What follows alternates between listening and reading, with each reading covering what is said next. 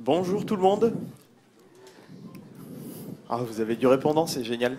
On va pouvoir démarrer cette session qui s'appelle Gradle Plugin, prenez le contrôle du build.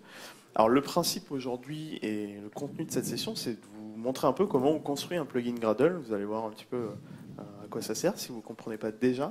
Et on va commencer par des petites présentations. Donc, je m'appelle Eyal Lezmi, je travaille chez Genimobile sur un projet qui s'appelle Genymotion. C'est un émulateur Android. Et j'ai la chance aussi de faire partie d'un programme chez Google qui s'appelle les Google Développeurs Experts, qui aide entre autres les speakers et les auteurs à publier leur contenu, à donner des conférences. Voilà. Et j'ai un magnifique co-speaker, néanmoins réputé, Cédric Champeau. Donc, écoutez, moi je suis committer sur Groovy. Donc, j'ai travaillé pendant 3 ans et demi à temps plein sur Groovy, développé pas mal de choses. Et la petite nouveauté, c'est qu'à partir de lundi, donc je commence à travailler chez Gradle. Donc, ça tombe bien qu'aujourd'hui, je co-présente la session avec Eyal.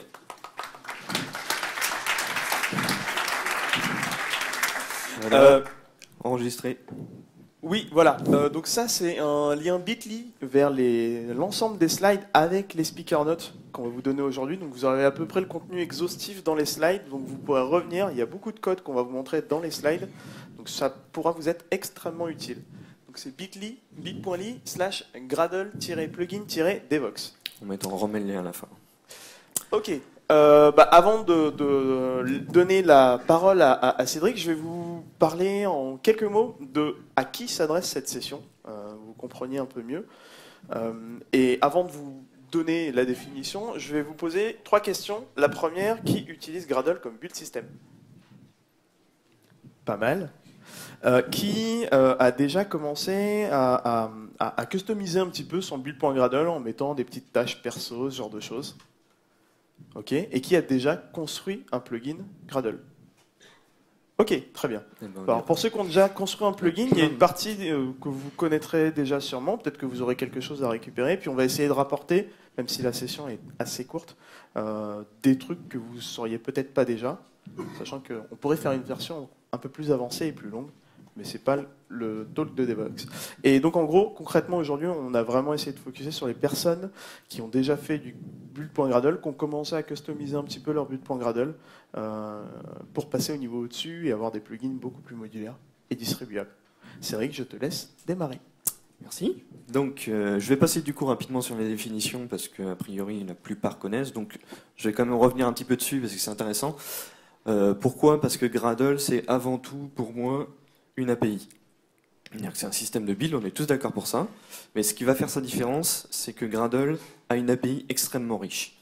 Donc, on peut aller faire énormément de choses. Donc, la définition là, qui est donnée par Luc Daly, qui est très connu dans le monde Groovy et dans le monde de Gradle, puisqu'il travaille là-bas aussi, c'est d'abord un système de gestion de dépendance, donc classiquement ce que vous avez dans Maven, dans Ivy, dans d'autres systèmes.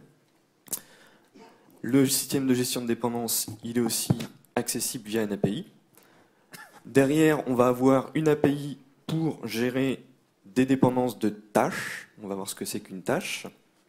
Mais aussi gérer un lifecycle, donc ce que vous avez typiquement dans Maven, des cycles de gestion de vie des tâches, et donc comment les organiser les unes les autres. Derrière, les 2 points dont on va parler aujourd'hui sont le plugin system et effectivement, derrière, plugin, l'intérêt de Gradle, c'est qu'il va y avoir des tonnes de plugins. Et ces plugins, voilà, on va voir pourquoi aujourd'hui c'est intéressant de les développer.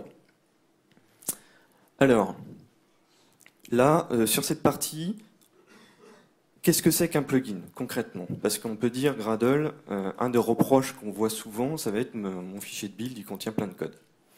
Alors, effectivement, vous pouvez faire du code dans vos fichiers build Gradle, c'est possible. Mais de base, c'est pas ça Gradle. Gradle, c'est un système qui est déclaratif. C'est-à-dire qu'il y a une API, et derrière, on a une surcouche déclarative. Pour autant, dans vos scripts, si vous avez besoin, vous pouvez faire des petits bouts de code. Donc c'est généralement ce que commencent à faire les gens qui sont un petit peu frustrés par Maven, et qui vont avoir besoin, mais là, j'ai pas besoin de me créer un petit plugin pour faire ça, on peut le faire. Donc ça, c'est le script plugin. C'est-à-dire, dans votre build.gradle, vous rajoutez des petits trucs. Et derrière, nous, ce qu'on va essayer, c'est de vous montrer comment on fait ça plus proprement et comment on peut l'exporter. Alors, les tâches. c'est un petit peu l'unité de base de Gradle. La granularité la plus basse, ça va être la tâche. Mais ce qui est intéressant dans une tâche Gradle, c'est qu'il va y avoir un type pour ces tâches.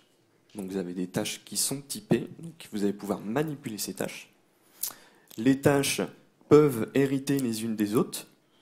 Donc vous pouvez créer des tâches qui héritent des tâches de base de Gradle. Donc c'est l'exemple qu'on va prendre un petit peu plus tard. Et puis, en fait, vous pouvez créer des tâches totalement anonymes, entre guillemets, qui vont faire des choses. Donc là, on a des do first, do last qui vont pouvoir préciser si vous exécutez ça à tel moment ou à tel moment. Bref, c'est une API. Et une API qui est relativement riche. Et comme toute API un peu riche, ça veut dire aussi qu'il faut l'apprendre et que vous n'allez pas réussir à faire du Gradle idiomatique du jour au lendemain. C'est pas vrai. Hein. C'est un système de build, il faut l'apprendre exactement comme vous avez appris Maven, sauf que voilà, aujourd'hui, c'est un nouveau système. Donc comme c'est une API, ça veut aussi dire qu'il y a des tâches qui peuvent s'organiser et l'organisation des tâches se fait via cette API, donc par exemple avec des appels depends on. Alors, concrètement, comment on va faire ça? On va prendre un exemple un petit peu basique. On a un manager qui va nous dire oui, demain, en fait, moi je veux que tous les résultats de vos tests unitaires, en fait, ils soient versionnés. Et on va prendre le résultat du dossier de test, on va aller copier ça dans un dossier avec le timestamp, et puis moi je veux que ça soit, cette tâche-là, ça soit fait. Bon, bah, comme on utilise Gradle, en fait, c'est pas très compliqué. Je vais faire un petit peu ça.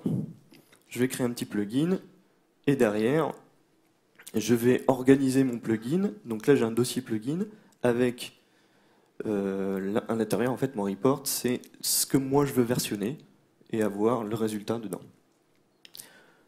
Donc, si je le fais sans plugin, je vais faire quelque chose comme ça. Je vais définir une tâche, archive test, qui va être de type copy. Donc là, ce que j'ai fait concrètement, c'est reprendre une tâche de base de Gradle et puis je crée moi une tâche de type copy.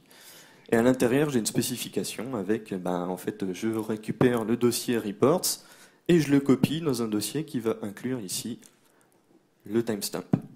C'est vraiment basique, c'est très bien, ça marche, mais c'est quoi le problème? C'est concrètement, c'est juste dans votre fichier de build à vous. C'est-à-dire que ça marche très bien, ça fait votre boulot, mais potentiellement, on voit déjà qu'on pourrait aller un petit peu plus loin. Le finalized by qui est là, en fait, il a un intérêt. Ça veut dire, ma tâche en fait, que je définis archive test ici, elle dépend de la tâche test. Mais elle dépend d'une certaine façon. Elle dépend de l'exécution de la tâche test. Donc ça veut dire que quand ma tâche test est exécutée, à la fin, quoi qu'il se passe, et le quoi qu'il se passe est intéressant, ma tâche archive test est exécutée. C'est la différence avec le depends on, ou dans le cas d'un depends on, la tâche ne va être exécutée que si l'autre n'a pas échoué. Tu veux dire do last? Do last? Pardon. Ouais. J'ai pas compris ce que tu as dit en fait, j'ai pas compris la phrase. Tu veux dire do last et pas depends on? Non, un depends on, si tu fais archive test.depends on test, c'est pas la même chose. Voilà. On va y revenir. Donc, je crée la tâche, je mets son type, et là j'hérite en fait des propriétés déclaratives de la tâche copy, qui est une tâche Gradle de base. Donc là en fait, on voit bien que j'ai pas de code en fait, mais bon, c'est quand même assez déclaratif, c'est juste une spécification de ce que je veux faire. Et en fait, mon versionning, il est là. Donc le finalized by, c'est vraiment comprendre que quel que soit le résultat de la tâche test, je veux faire l'archive. Alors pourquoi? Parce que si mes tests y foirent, je veux quand même versionner le résultat. Je veux que ma tâche soit exécutée. Si je voulais uniquement versionner si tous mes tests unitaires passent, j'aurais fait un depends on. Bon, c'est bien, mais c'est que dans mon coin. Moi, je veux faire un plugin de ce truc-là parce que potentiellement, je me dis, il y a des petits trucs intéressants à faire. Alors pourquoi les petits trucs intéressants à faire? Déjà, c'est qu'en fait, j'ai plein de projets chez moi et puis je ne vais pas m'amuser à recréer la tâche dans chaque projet. Ça n'a aucun intérêt. Je vais pouvoir réutiliser mon code. Premier point. Le deuxième, c'est que je ne suis pas tout seul dans ma boîte. Il y a peut-être des copains ainsi qui veulent utiliser mon truc. Mais comme a priori, il y a le même manager, il va avoir les mêmes requirements et il va dire tous les projets doivent faire la même chose. Ok. Le troisième, ça c'est important, c'est garder son script propre.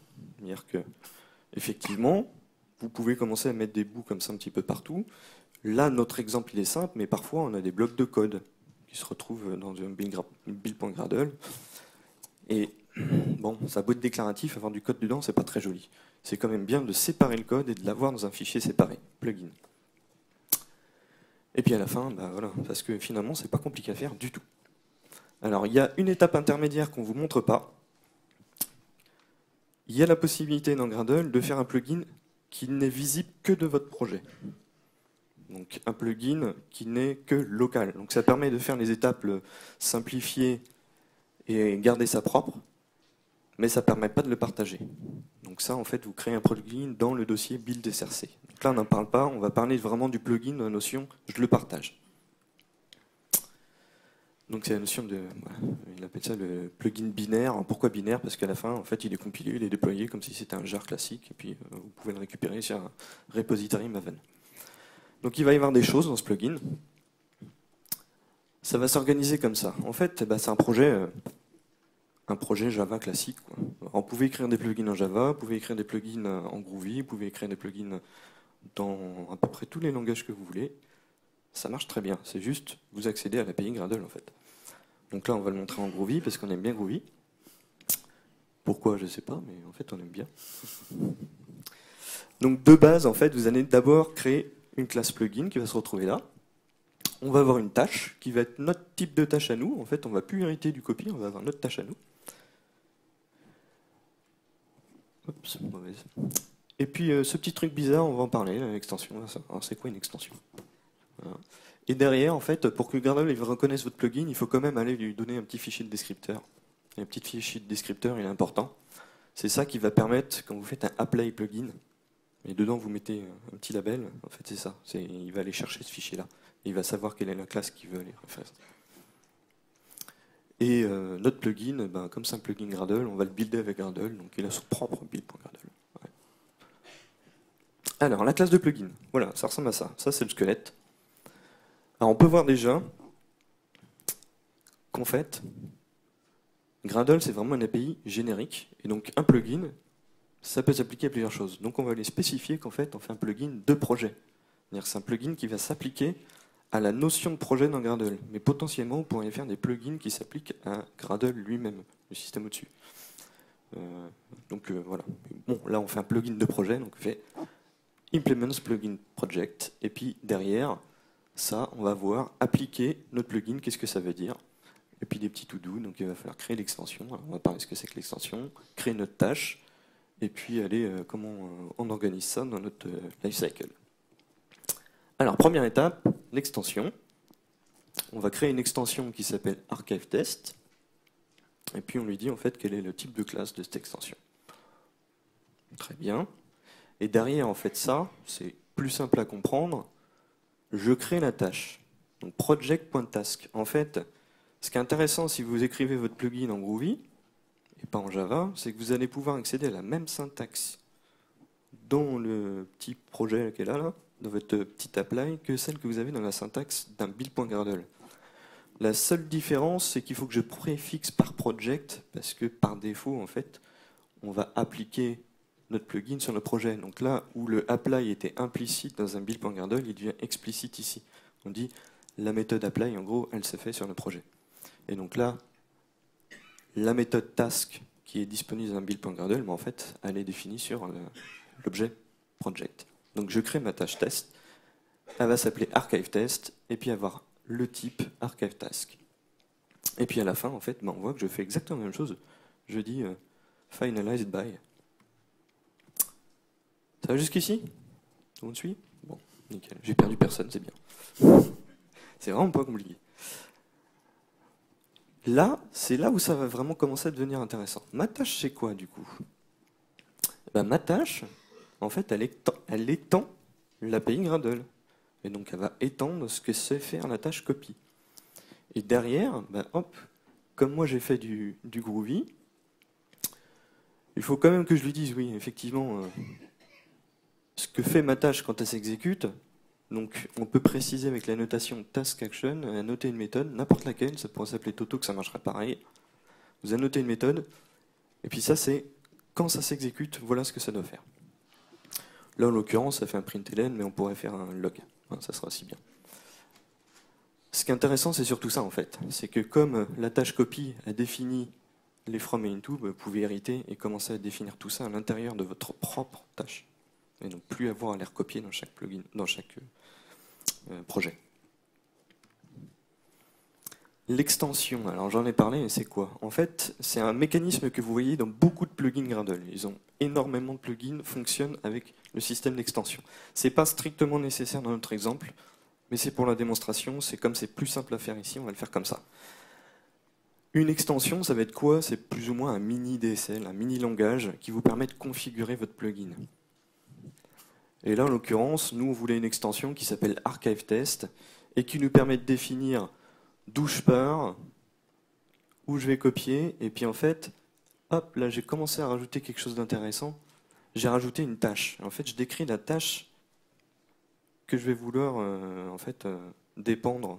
Enfin, c'est une phrase bizarre. Finaliser. La tâche que je vais vouloir dépendre de. Il faut que j'arrête l'anglais en fait. Enfin bref, en fait, je vais vouloir finaliser cette tâche-là. Donc là, ça va être test, d'accord? Parce que dans l'idée, on commence déjà à générifier, à dire, ouais, en fait, je peux l'appliquer à plus de trucs, mon truc. Pourquoi spécifiquement test? En fait, je pourrais vouloir le faire sur plein de trucs. Donc l'extension, elle va nous permettre de configurer ça. Et donc la classe d'extension, bah, ça va juste être un petit Pojo. En l'occurrence, c'est un Groovy, donc on appelle ça un Pogo.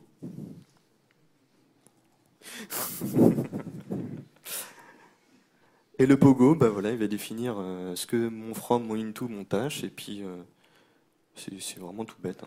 Il n'y a rien de compliqué, c'est juste de la configuration. C'est un endroit où vous allez chercher de la configuration de votre plugin. Et donc votre tâche, quand elle va s'exécuter, ou votre plugin, quand il va s'appliquer, il va pouvoir aller lire cette configuration-là. Donc avoir un bloc de configuration distinct du reste. En plus, juste le petit truc sympa, c'est Ouais. qu'en fait, on a laissé task à test. Donc par défaut, l'utilisateur n'a même pas à configurer cette tâche. Le plugin, par défaut, il marche, il finalise la tâche test. Donc là-dessus, l'idée c'est que l'utilisateur, s'il peut ne pas avoir à configurer quelque chose et qu'on lui fasse la chose la plus logique à faire dans ce cas-là, on le fait. Et c'est notre rôle quand on crée un plugin. Rien à voir avec le langage. Donc oui, c'est vrai que c'est très intéressant de préciser ça. Effectivement, ça va permettre de définir les défauts, les valeurs par défaut. Le petit fichier de descripteur, bah, si vous ne le mettez pas, votre plugin ne va pas marcher, vous allez chercher pendant des heures, alors que c'est tout bête, quoi. C'est-à-dire qu'à l'intérieur, vous allez juste dire, en fait, la classe de mon plugin, c'est ça. Et en fait, ici, Archive Test, ça va définir le nom du plugin lorsque vous faites un apply.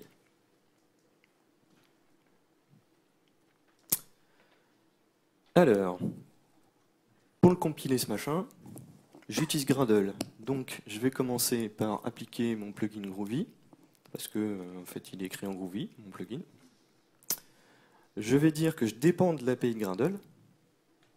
D'accord? Donc, en fait, je vais pouvoir avoir accès à cette fameuse classe copy, mais aussi classe project, etc. Donc, c'est une dépendance de compile. Et puis, comme c'est un plugin Gradle, ce qui est important, c'est d'utiliser le local Groovy. Donc, quand vous faites ça, en fait, vous dites à Gradle, quand vous compilez ce plugin, utilisez la version de Groovy qui correspond à la version de Gradle que je suis en train d'utiliser. Donc, vous compilez un plugin pour une version spécifique de Gradle. D'accord? Donc, on utilise la version qui est fournie par Gradle. Potentiellement, vous pourriez utiliser une autre version, mais ça veut dire que si vous voulez utiliser une version plus récente de Groovy que ce que fournit Gradle pour votre plugin, vous pouvez avoir des problèmes. Parce que quand ça sera exécuté, ça ne sera pas la même version. Deuxième point, ouais. Non, parce qu'ils sont assez stricts sur la backward compatibility, donc non. Et on a fait d'ailleurs un backport dans Groovy, un petit genre de backport qui permet d'utiliser des plugins écrits pour Gradle 2.2 qui utilisent Groovy 2 du coup sur des anciennes versions de Gradle. Donc derrière quand même, à la fin, on va vouloir publier. Et souvent, en fait, la question c'est comment je publie un plugin sur un repo Maven quelconque. Alors, savoir que dans Gradle, il y a un plugin qui s'appelle Maven Publish Et déjà, qu'il change quelque chose par rapport à Maven, c'est qu'il utilise le bon nom. Il dit bien que c'est une publication et pas une installation. On est d'accord? Donc c'est de la publication. Et ça va vous créer automatiquement une tâche publish to Maven local. Donc en fait, vous faites Gradle ptml. Est-ce que vous pouvez écrire ça? C'est super cool. Moi j'ai publish to Maven local, c'est un peu long. Gradle ptml, hop. Et ça va vous publier votre truc sur votre repo Maven local. L'intérêt de ce plugin-là, c'est qu'après, il définit justement toutes les API qui permettent à d'autres de dire comment on doit uploader. Donc, par exemple, si vous utilisez Artifactory, vous appliquez le plugin Artifactory, et comme celui-ci est appliqué, il va savoir automatiquement comment on publie ça sur Artifactory. Donc, c'est assez sympa. Et derrière, c'est de la déclaration. Donc, en fait, moi, je vais dire, en fait, je crée quelque chose qui s'appelle Maven Java, je pourrais l'appeler Raymond si j'ai envie. C'est juste un petit nom, un petit identifiant que je lui donne, et je lui dis c'est une publication de type Maven, et puis en fait je vais aller prendre les composants Java, donc ça va être le jar qui est produit par Gradle. Donc très déclaratif, on va lui dire, c'est ça. Et ça publie. Je te laisse reprendre. Ça va être mon tour. Alors ça c'est très cool, merci beaucoup. Je t'en prie. Du coup c'est sympa, nous maintenant on va se placer tous ensemble dans le rôle de l'utilisateur. Le travail a été fait du développement et l'idée c'est qu'on l'utilise. Alors comment un utilisateur utilise le plugin qu'on vient de créer? Concrètement, il va rajouter le repository dans lequel est stocké notre binaire Maven. Il va ajouter la dépendance de notre plugin précisément. Il va appliquer notre plugin et ensuite il va configurer s'il a besoin le plugin, notamment avec l'extension. Alors dans le code, à quoi ça ressemble? On commence donc puisque là dans ce cas particulier notre plugin s'applique lorsqu'on fait l'ensemble de nos reports, on n'est pas au niveau de la livraison, on est vraiment au niveau des tests et ce genre de choses. Donc on doit rajouter notre dépendance qui est Maven local dans les repositories du build script. On rajoute la dépendance. Alors la dépendance, elle est composée de quoi? Elle est composée du pom.group qui avait été défini avant, 2.pom.artifact et 2.pom.version. Si je peux juste dire un petit truc. En fait, à partir de Gradle 2.2, vous pouvez voir qu'il y a un nouveau système d'application de plugins, en fait, qui est beaucoup plus simple. Il y a toute la partie build script à saute. Vous avez juste un bloc qui s'appelle plugins avec l'identifiant du plugin, sa version, point final. Donc ça, c'est le nouveau système de publication. Il est encore en ce qu'ils appellent un incubating, c'est-à-dire que vous pouvez l'utiliser, mais on ne garantit pas que la syntaxe ne va pas légèrement changer dans le futur. C'est ça. Mais l'idée, c'est vraiment simplifier et d'avoir enlevé tout ce bloc build script qui est un peu moche, en fait. Et il y a deux conditions à ça. Enfin, deux conditions. Déjà, il y a beaucoup de plugins qui ne l'utilisent pas. Je sais que moi, dans mon quotidien, vous l'avez pu le comprendre, j'utilise pas mal le plugin Android qui n'est pas publié. Et il faut aussi que le plugin soit publié sur on n'en parlera pas dans cette session parce qu'on n'a pas le temps dans le temps imparti, mais il faut qu'il soit publié dans le dictionnaire, je ne sais pas comment on peut appeler ça. Le plugin repository de Gradle. C'est ça, voilà. Donc il faut qu'il soit publié et public. Donc là, si vous faites du local, quoi qu'il arrive, vous aurez à faire ça. Donc une fois qu'on a rajouté on a défini les dépendances, tout ça, on rajoute notre plugin. Donc on a le apply plugin. Vous vous souvenez de ce que vous dit Cédric tout à l'heure?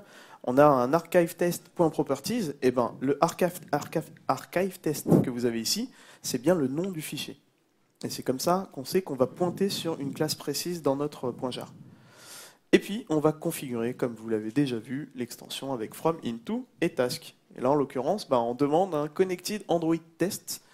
C'est un truc qu'utilisent pas mal les développeurs Android pour faire des tests fonctionnels, qui n'utilisent pas donc la tâche test. Donc là, on voit vraiment déjà à l'intérieur du plugin, c'est qu'on l'a commencé à le générifier.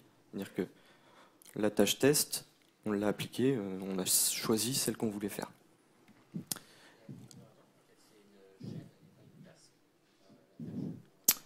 On pourrait utiliser une tâche aussi. Ouais. Juste que là, on voulait faire au plus simple et qu'on récupère déjà le get by name, etc. Donc oui, ça pourrait être fait plus génériquement. On en parle à la fin. Oui, donc maintenant, on va runner le test. Alors c'est super, là, on va simuler un run. On sait ce qui va se passer, nous, mais pas vous encore. Donc là, dans notre première config, on a un archive test, on donne le from et le into, et puis on fait un Gradle test. Et puis là, c'est trop génial parce que, vous vous souvenez, il y a un petit println dedans qu'on voit bien apparaître dans les logs. Donc, notre report a bien été copié. Vous avez le chemin du dossier. Donc là, on est très content. Et puis on va essayer un autre test. Cette fois-ci, on va utiliser la même config, ce qu'on va donner comme la tâche comme étant hello.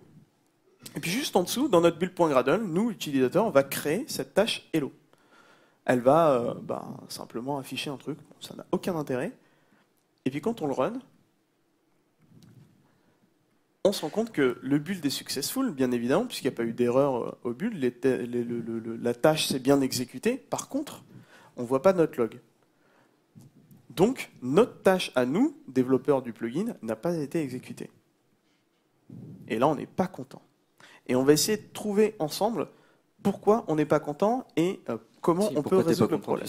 Comment ? Tu sais pourquoi tu n'es pas content. Oui, c'est vrai. Mais maintenant, je veux savoir pourquoi est-ce que je suis vraiment pas content. En fait, quelle est la raison de pourquoi ? Ouais, c'est du groovy, c'est du méta. On va débugger ensemble. Alors, ça va être rapide, hein, je vous rassure, on n'aime jamais ça débugger, mais bon, on est obligé, c'est un peu notre métier. Donc on va réanalyser ce qui se passe dans le build.gradle. Donc l'utilisateur a fait un apply plugin, et donc ça a appelé la fonction apply de notre classe plugin. Est-ce que là vous suivez ? Et si on se souvient bien ce qui se passe dans l'apply plugin, voilà ce qu'on fait. On commence par créer l'extension, bon, ok.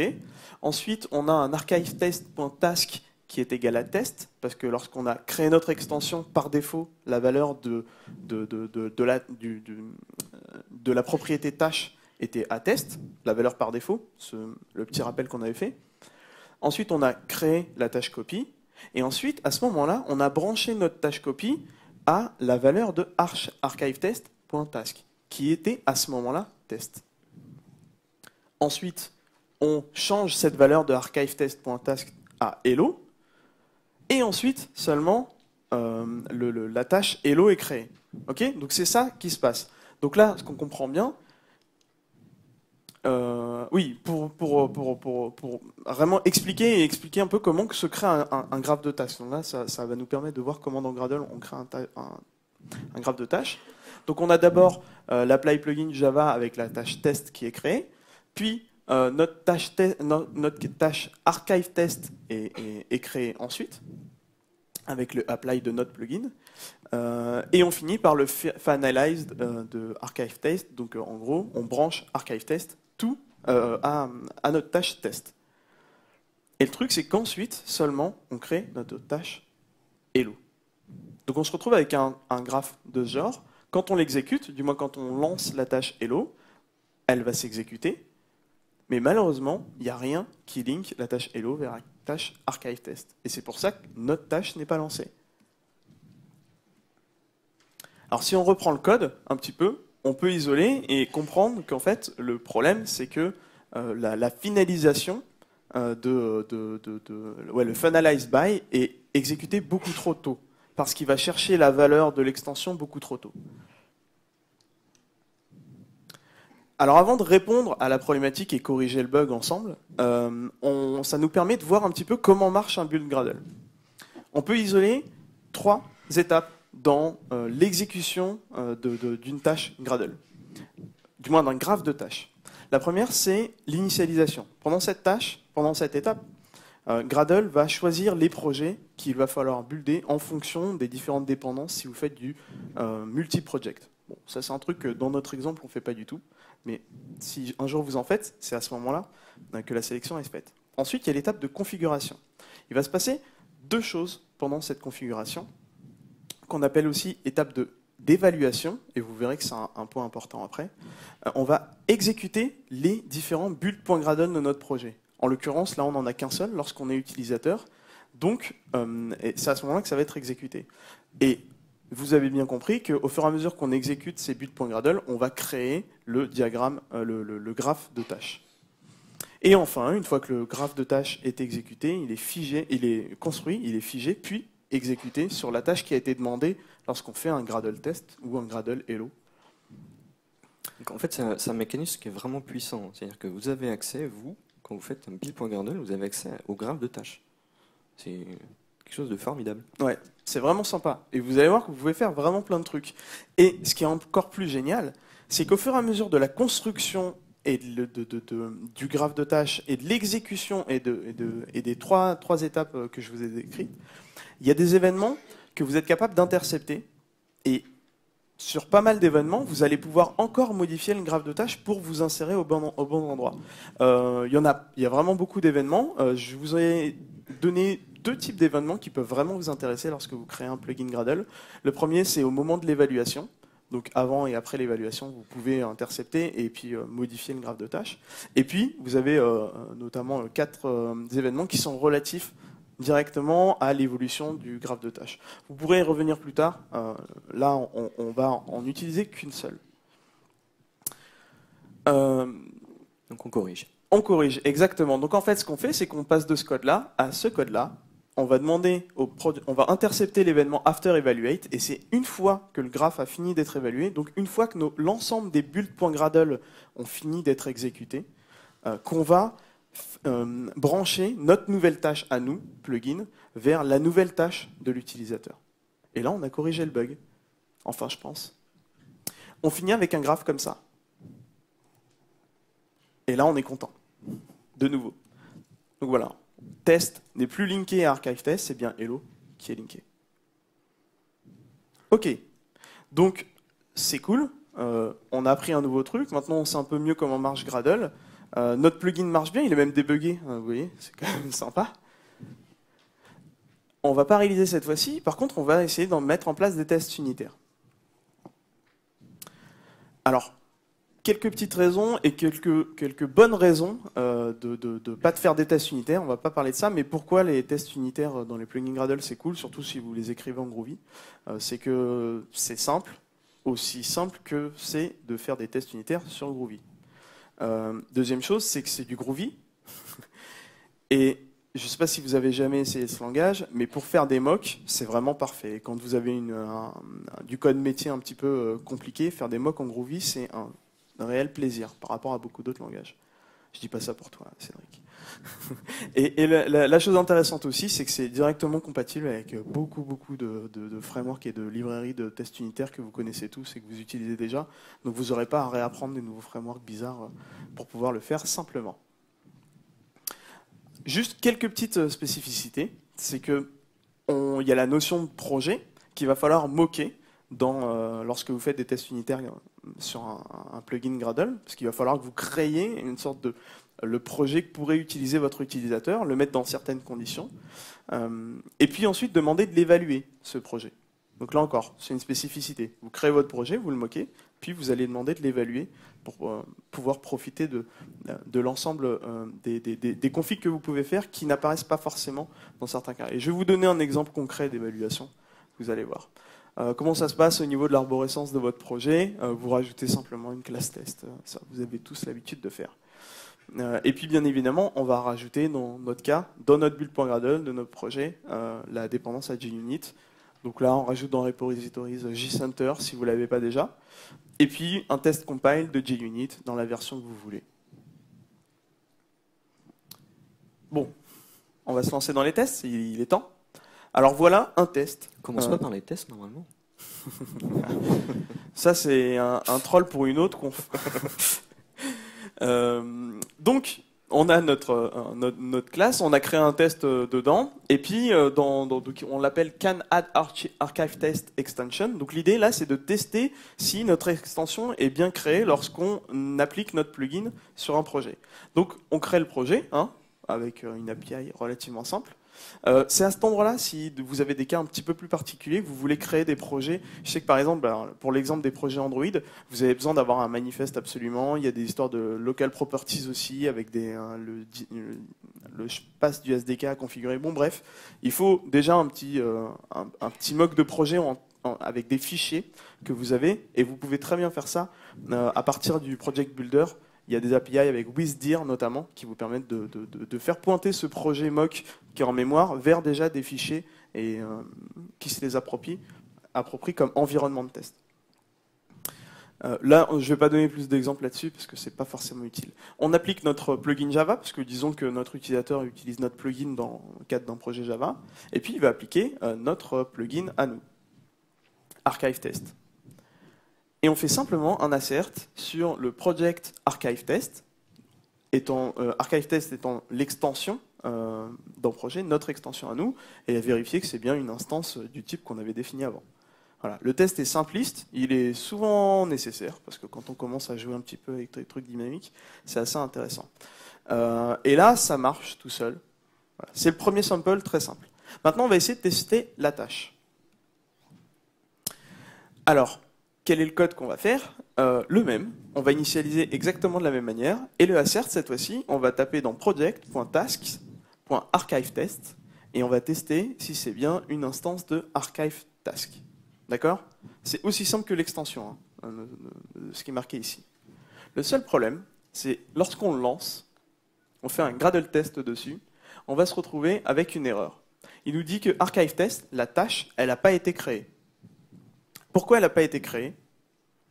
C'est que j'ai un peu tweaké pour la presse, parce qu'il y a une partie qu'on a dû enlever, bon bref, c'est qui nous amenait à cet état-là. Et c'est un truc que vous allez très souvent avoir lorsque vous faites des plugins un petit peu avancés ou qui vont interagir avec d'autres plugins, c'est que vous allez avoir besoin de créer de manière dynamique vos tâches, et que du coup, vous allez devoir mettre ce dynamisme dans le after evaluate.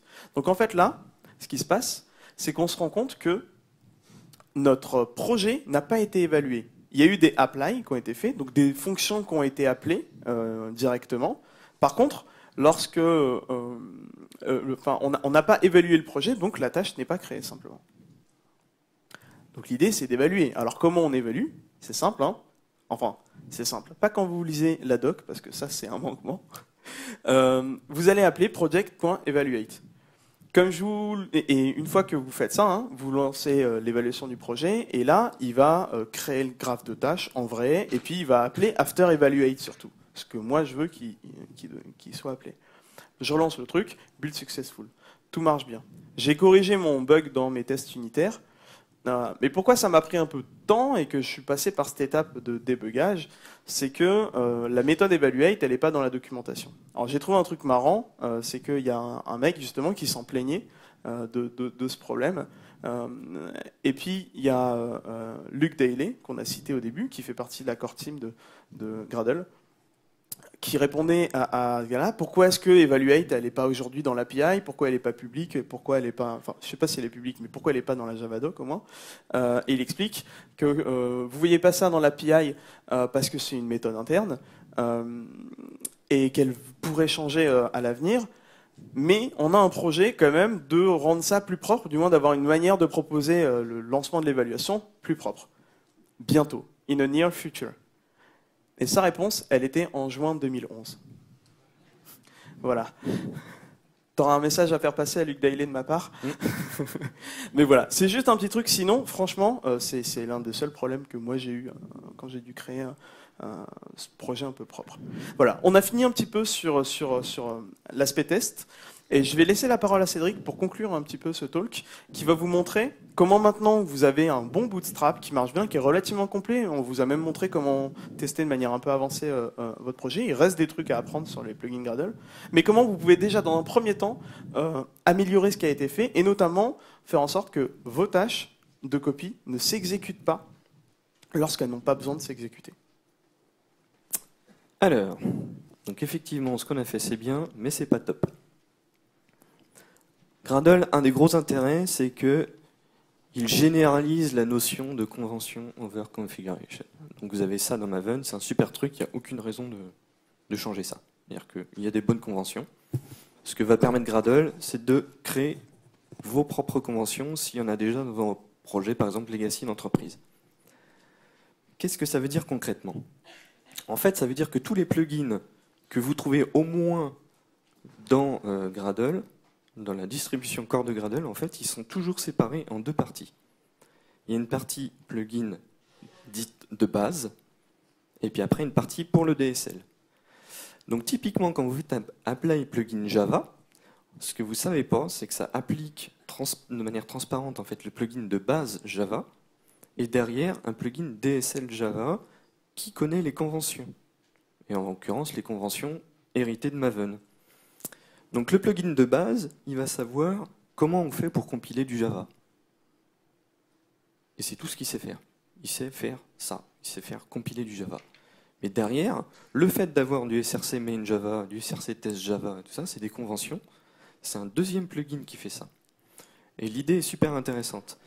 Parce que typiquement, ce qui s'est passé avec Android, c'est que les conventions dans le monde Android, c'était pas d'avoir du src main Java machin, il y avait des trucs très spécifiques.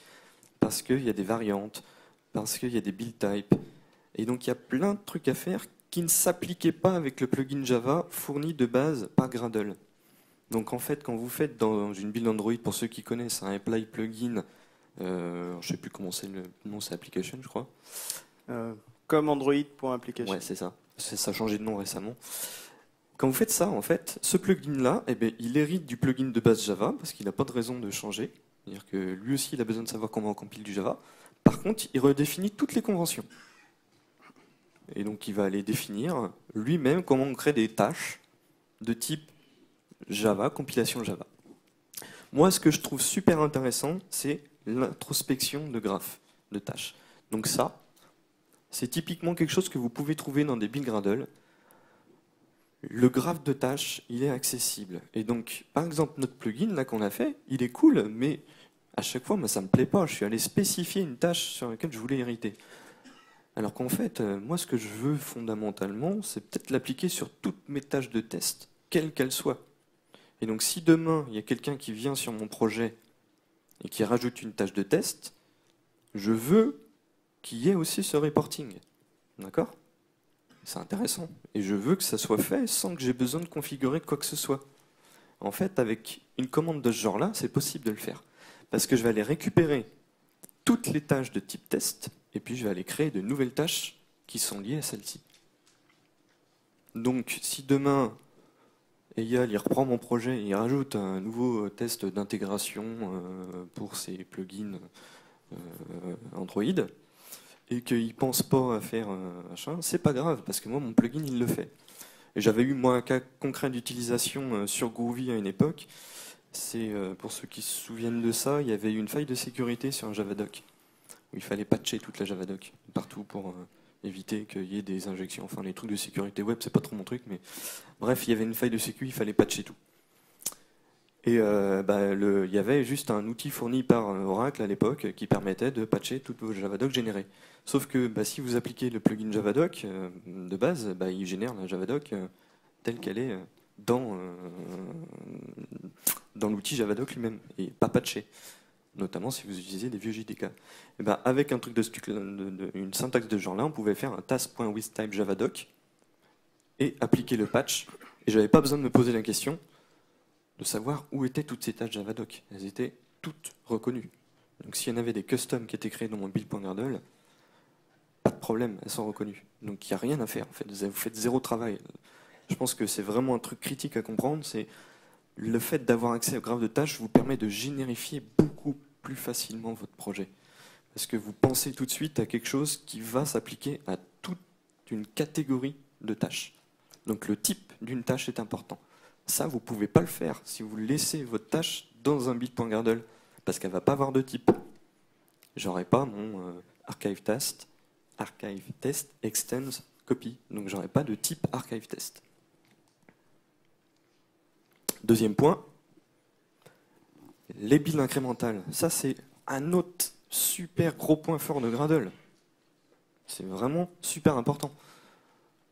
Quand j'exécute mes tâches, là, et avec ce qu'on a fait, en fait, il y a un problème. Alors, je ne sais pas si vous l'avez vu, et si vous le voyez, mais à chaque fois que je vais exécuter une tâche test, je vais avoir un report. Gradle, il permet de définir les tasks input et output. Et ça sert à définir quand il doit exécuter une tâche. Donc si en fait le input a changé, il va régénérer la tâche, il va réexécuter la tâche. Si ça n'a pas changé, il ne touche pas. Pareil pour les outputs. Si le répertoire de sortie n'existe pas, il va régénérer la tâche. Par contre, si ni l'entrée ni la sortie n'ont bougé, il ne fait rien et vous avez le petit message up to date. Donc ça, c'est la notion d'incrémental. Et sur toutes vos tâches, sur tous vos plugins, vous pouvez définir, vous, ce que c'est que les entrées-sorties, avec des annotations ou dans le DSL avec des inputs. Mais nous, notre plugin, là, il a un problème. Parce que comme notre sortie, elle dépend du timestamp, en fait, elle n'existe jamais. Donc elle n'est jamais up to date. C'est-à-dire qu'à chaque fois, il va faire une nouvelle copie à chaque fois que j'exécute le truc, parce que par définition, ça marche pas. Mais c'est pas grave, en fait, on peut corriger ça. On peut corriger. Alors ouais, ça je vais passer ça. Hop. On peut corriger avec un petit bloc qui s'appelle onlyIf. Et là, encore une fois, vous avez accès au graphe d'exécution. Vous allez juste vous dire, en fait, quand est-ce que cette tâche doit s'exécuter? Bah, seulement si ma tâche de test a été exécutée. Si elle n'a pas été exécutée, je n'ai pas besoin d'exécuter ma tâche de report. Donc vous déclarez un petit bloc onlyIf de ce genre-là. Hop là, je suis allé trop loin. Et puis voilà, vous allez dire en fait, alors parent là c'est dans la générification de notre tâche, on a défini qu'il y avait une tâche dont on dépendait. Donc là ça va être la tâche parent, ça va être test ou n'importe quelle tâche de type test. Et puis en fait, on a accès à son état et on peut dire en fait si elle a été sautée, ça sert à rien d'exécuter ma tâche à moi. Et j'ai réglé le problème. Encore une fois, c'est juste un exemple pour vous montrer qu'en fait l'intérêt de Gradle, ça va être vraiment les API derrière que vous avez, qui sont extrêmement puissantes, extrêmement riches, et qui vous permettent de concevoir des trucs relativement complexes. Tu veux peut-être... Non, j'ai absolument rien à rajouter, si ce n'est les références. La documentation de Gradle, à part manquer de la Javadoc à Evaluate, c'est le seul défaut que je lui ai trouvé. Elle est très longue, mais extrêmement pertinente. Donc tapez-vous là, parce que ça vaut le coup, notamment sur les custom plugins. Il manque quelques trucs comme les containers et ce genre de choses, des trucs qu'on n'a pas pu mettre dans le temps imparti, mais qui restent très très intéressantes. Et voilà. Lisez-la parce qu'elle vaut le coup, vraiment, pour le coup. Je pense que ouais, il y a une petite méconnaissance là-dessus. En fait, souvent les gens nous disent mais Gradle c'est compliqué, la doc elle est nulle. Alors qu'en fait non, c'est pas compliqué, c'est juste que vous êtes tous a priori super habitués à Maven et c'est tellement naturel que vous connaissez. Mais c'est un système de build, c'est un nouveau, donc il faut l'apprendre. Et voilà, c'est juste. Et la doc finalement est assez riche, ouais, elle est très très riche. Alors on n'a pas le temps de vous le montrer. Moi typiquement, quand je fais un plugin, j'ai toujours à côté l'API Gradle d'ouverte, et puis voilà, je manipule un project, je peux aller cliquer, et puis j'ai toutes les propriétés qui sont définies, avec des petits exemples, et ça marche bien. Hop, voilà. Donc le lien vers les slides, il nous reste 4 minutes pour les questions, donc on est dans les temps. Oui. Vous avez beaucoup parlé du graphe de tâches. Ouais. Est-ce qu'il y a une manière graphique de l'avoir après la partie configuration, enfin c'est-à-dire après toute la partie bootstrapping où il a fait où il a résolu, il a construit un peu tout. Alors il y a un plugin qui fait ça. Et j'avais même fait à une époque chose qui utilisait GraphViz pour avoir un petit truc un petit peu rigolo. Et sinon, comme il y a des dépendances de projet aussi directement intégrées, il y a un petit graphe de projet aussi parce qu'il y a des dépendances de projet. D'autres questions? Vas-y, continue. Pour débugger un plugin, vraiment débugger, parce que là, en fait, on a introspecté le code et on a vu qu'est-ce qui se passait mal. Est-ce qu'on peut faire du step by step Dans des tests unitaires uniquement. Et c'est aussi l'intérêt d'utiliser des tests unitaires, c'est qu'aujourd'hui, quand tu fais un plugin binaire et que tu le runs dans le projet de ton client, tu ne pourras pas le débugger. En tout cas, moi, j'ai jamais réussi. J'ai vu des instructions, j'ai jamais réussi à brancher tu peux, mais c'est compliqué. Enfin, tu te mets en mode remote JVM et puis voilà. Mais non, si tu fais des tests unitaires, du coup, tu mets tes breakpoints dedans, ça marche très bien.